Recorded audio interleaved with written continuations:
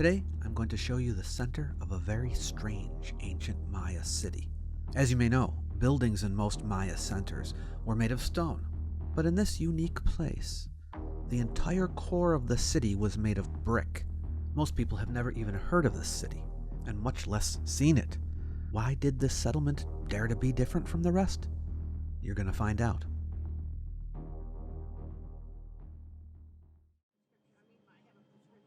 We're currently making our way through the modern state of Tabasco, Mexico, to find the city that served as the westernmost outpost of Maya civilization. The original Maya name for the site, recorded in hieroglyphic inscriptions, was Hoychan, meaning surrounded sky or round sky. But today, it is known as Comalcalco.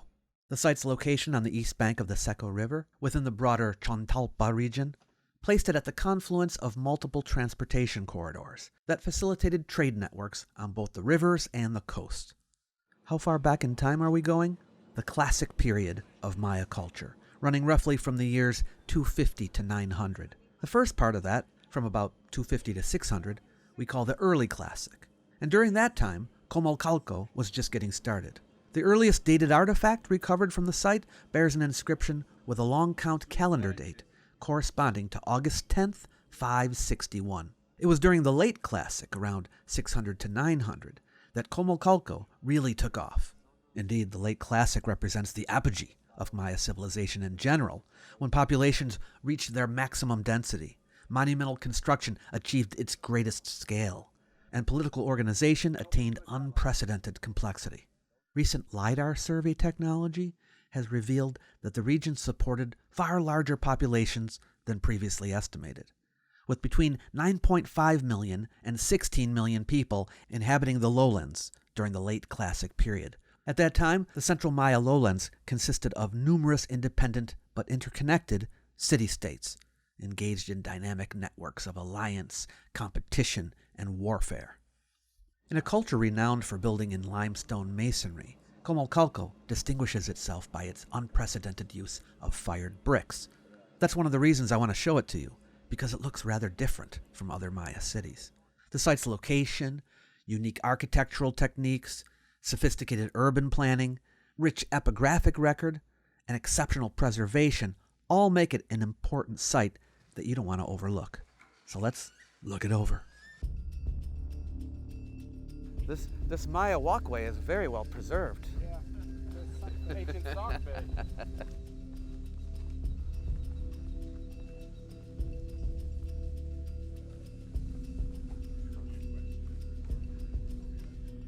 Look at how big that thing is.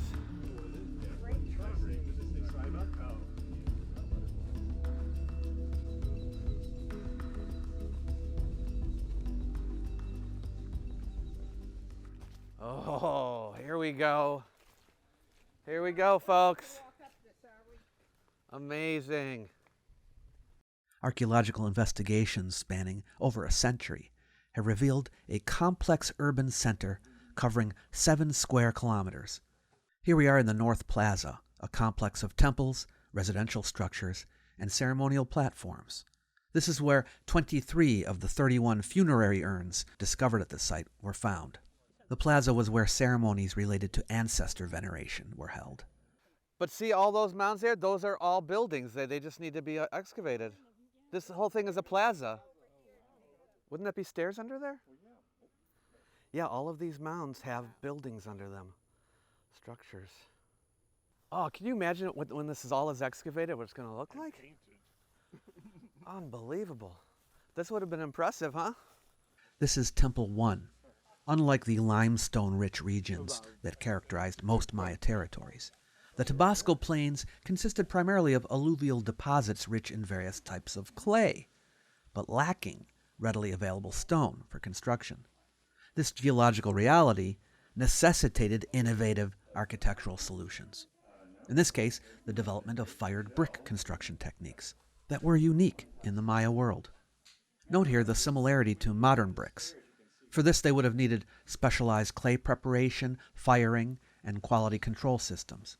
And yes, there is evidence of kiln facilities at the site core and at satellite locations. A shell-based mortar system using ground oyster shells instead of limestone was used, and this proved remarkably effective as a binding agent. It shows the sophisticated understanding of mixing ratios and application techniques that the Maya here had. The massive brick pyramid structures here rival the limestone-based pyramids at other Maya sites, and advanced drainage systems with fitted clay pipes were incorporated into them, which demonstrates excellent hydraulic engineering as well. I should add that the durability of fired brick and innovative mortar systems has enabled the survival of detailed architectural features until today. One specific brick here has gotten some attention, the one they call the Comalcalco brick. Its notoriety is due to the fact that it contains an inscription referencing the calendar date of December 21st, 2012, corresponding to the completion of the 13th Baktun in the Maya long count system. Baktuns were roughly 394-year periods, and 13 was a significant sacred number for the Maya. The Maya long count calendar began in 3114 BCE, and the 13th Baktun ended around December 21st, 2012. Most experts cite only one surviving reference to the 2012 date in Mayan glyphs, a stone tablet from the Tortuguero site, not far from here. But the National Institute of Anthropology and History said in a statement that there is in fact another apparent reference to the date on the Comalcalco brick. Both inscriptions, the Tortuguero tablet and the Comalcalco brick, were probably carved about 1,300 years ago, and both are cryptic in some ways. But the date on the Comalcalco brick is strangely in the past tense, so some people think it's being misinterpreted. The Tortuguero stela is in future tense. The Comalcalco brick is also odd in that the molded or inscribed faces of the bricks were probably laid facing inward or covered with stucco, suggesting they were not meant to be seen. So here in Temple number 1, we have a stucco facade. The stucco was made out of oyster shells mixed with sand and water. And what can we see? Just the bottom of it. It must have gone up higher. You know, we have the tops of the figures all missing. But what can we gather from it? Well, here in the bottom, over on the one end, you can see the remains of a giant frog. You can see one of its arms there. And then next to it, is a picture of 3 men on a bench, sitting on a bench. Who the 3 men are, we don't know because we don't have the tops of them. But there are some water symbols here. Because of the frog and the water symbols, it is concluded that this temple had something to do with rain-making ceremonies. And then down here, this is even more interesting. You can see a full figure of a man lying on a bench or altar, and it looks like perhaps he could be a sacrificial victim. There's a man standing over him. So is there a violent scene going on here? It's difficult to tell. And then you can see the bottoms of some other figures here. Who they are, we do not know. But I will say this, that the style of the artwork that you see here has helped archaeologists to date this temple to around 700 CE. Just ahead is the Great Acropolis. You can see the capacity the people here had for large-scale construction projects. This was all built up in multiple construction phases. Oh my gosh, yeah. Wow, there's some even better art here. Temple 6 features impressive stucco sculpture representing Itzamna, a principal Maya deity. Itzamna, often referred to in colonial sources as the supreme creator deity, served as Lord of the heavens, day and night, an inventor of books and writing, positioning him at the apex of the Maya pantheon.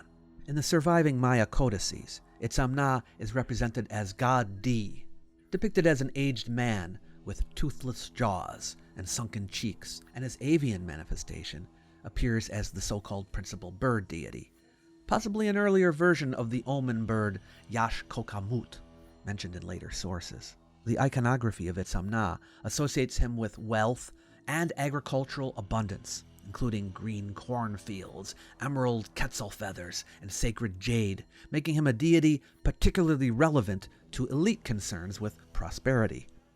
You can still see the stucco on this part over here. Just imagine, this is all building down here too. What do we know about the history of this place? Well, at the neighboring site of Tortuguero, an inscription was found that records a military defeat of Comalcalco's ruler, Oshbalam, by Balam Ahau of Tortuguero on December 20th, 649. Oshbalam is the only ruler of Comalcalco we know by name. It was in that same century, by the way, that Comalcalco transitioned into fired brick construction technology. We also know that the Bacal emblem glyph was used here. An emblem glyph identifies the ruling dynasty of a site, and Bacal is the emblem glyph of Palenque and Tortuguero. This suggests Comalcalco had a subordinate relationship, or it had a marriage alliance, with Palenque's ruling dynasty. Is this floor original? Yeah, this is the original floor. Yeah, this would have been indoors, I think. I think this would have had a roof on it. Also found here were the I Pakal Tan inscriptions, writings associated with a high-ranking priest or official from the late 8th century. These texts provide detailed information about ritual responsibilities and historical events, including a rare direct reference to drought and famine at the time. I Pakal Tan's burial assemblage included, beside the hieroglyphic texts, an extraordinary collection of jade jewelry and carved shell ornaments and stingray spine blood letters for ritual ceremonies. Oh yeah, this is all a building. This is all a building. This is massive. Yeah. But I mean, we were just talking about, this is just the upper half of this building. Yeah. All of that has building under it. There could be more stucco reliefs, everything, you know, you never know.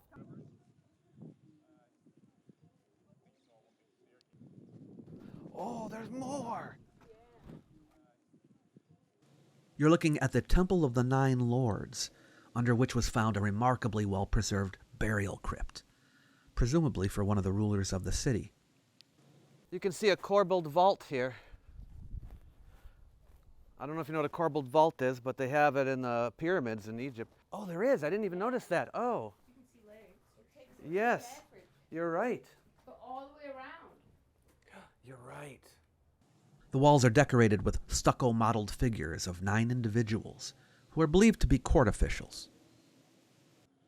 Speaking of burials, the first definitively identified Maya cemetery was found here, which included 116 burials dating over a period of 1,000 years. Among the artifacts found here on site are all kinds of ceramics, showing production systems that included specialized kilns, hundreds of ceramic figurines depicting humans, animals, deities, and mythological beings, which used sophisticated molding techniques, musical instruments, including flutes and ocarinas, whistles and percussion instruments, and stone tools and obsidian implements. Isn't this amazing? This is a fantastic site. At the tail end of the late Classic, in the period we call the Terminal Classic, between around 800 and 925, the site went into decline and was eventually abandoned.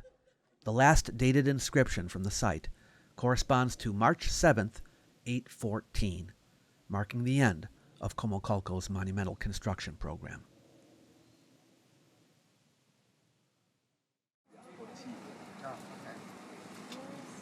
Ricardo, which one of these is better? What do you mean? We have polvillo or pozol frio. No, frio is this one is really good. You know that in this area, cacao is one of the things that they've producing for thousands of years. And we wanted to get an authentic cacao drink. This is a refreshing polvillo con chocolate frio. And this is my first ever taste of this chocolate drink.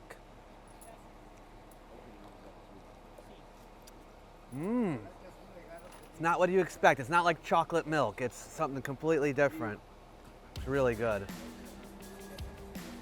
In our next episode, we will visit the ruins of the great ancient Maya city of Palenque, where Pakal the Great ruled. So much has been discovered, and the site continues to produce unexpected surprises. Stay tuned for that one, and just a reminder about my upcoming tour in India. Details below the video. See you next time.